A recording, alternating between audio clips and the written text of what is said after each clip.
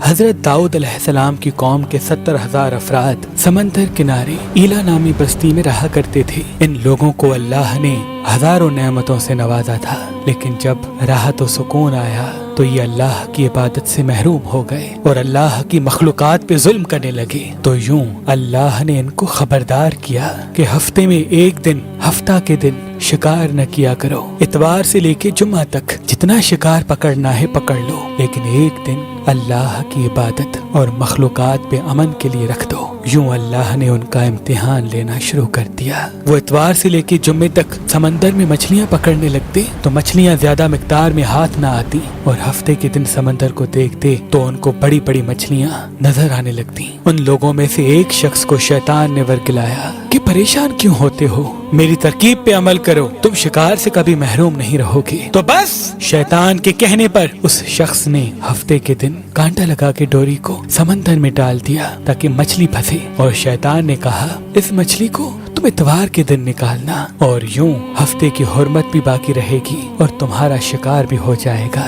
بس شیطان کی بتائی ہوئی ترکیب پہ ہفتے کے دن مچھلی پھنسی رہی اور وہ اتوار کے دن نکالتا اور خوشی سے کھاتا۔ جب آس پاس کے لوگوں نے پوچھا تو ان کو بھی یہ ترکیب بتانے لگا، اور یوں اس قوم کے کچھ لوگ ہفتے کے دن مچھلی پکڑنے کے لیے جال پھینکتے اور اتوار کے دن نکالتے، اور کچھ نے تو اس سمندر میں سے نالیاں بنا کے چھوٹے چھوٹے تالاب بنا دیے، کھڈے بنا دیے، تاکہ ہفتے کے دن جیسے ہی مچھلیاں یہاں سے گزریں تو ان تالاب میں پھنس جائیں اور ہم اتوار کو ان مچھلیوں کو نکال کے پکا کے کھائیں گے۔ اس گاؤں میں کچھ اللہ کے خاص بندے بھی موجود تھے جو کہنے لگے، اے لوگو، اللہ نے ہفتے کے دن شکار کرنے سے منع کی ہے۔ یہ جو تم جال پھینکتے ہو یا چھوٹے چھوٹے تالاب بناتے ہو، ان میں ہفتے کے دن اگر مچھلی پھنستی ہے تو یہ شکار ہفتے کے دن کا ہوگا۔ اللہ کے عذاب سے ڈرو، اللہ کی نافرمانی نہ کرو۔ وہ لوگ ان لوگوں کا مذاق اڑانے لگے کہ ہماری جو مرضی ہوگی ہم وہ کریں گے۔ اب ان بستی میں 3 گروہ بن گئے۔ ایک ان 70,000 میں وہ لوگ تھے جو ان نافرمان لوگوں کی بار بار اصلاح کرتے،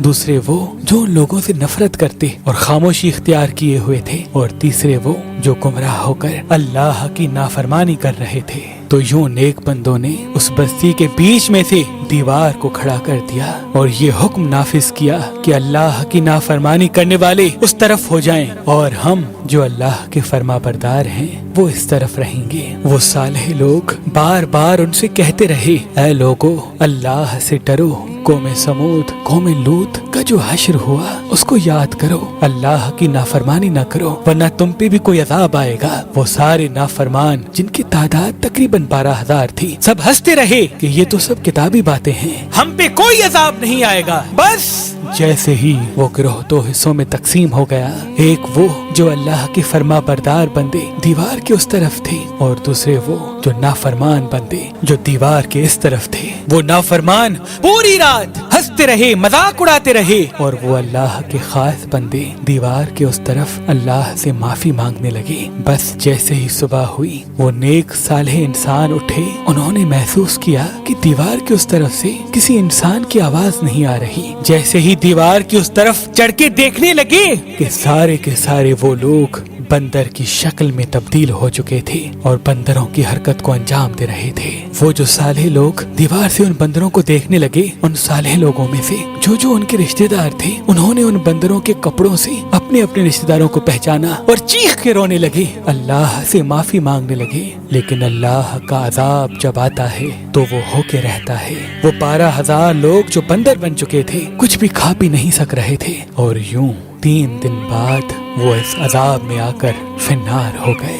بے شک اللہ ان بندوں کو پسند نہیں کرتا جو اللہ کی نافرمانی کرتے ہیں۔ اے اللہ، ہم سب کو اپنا فرما بردار بندہ بنا، ہم کو ویسا بنا جیسا تو ہمیں دیکھنا چاہتا ہے۔ آمین ثم آمین۔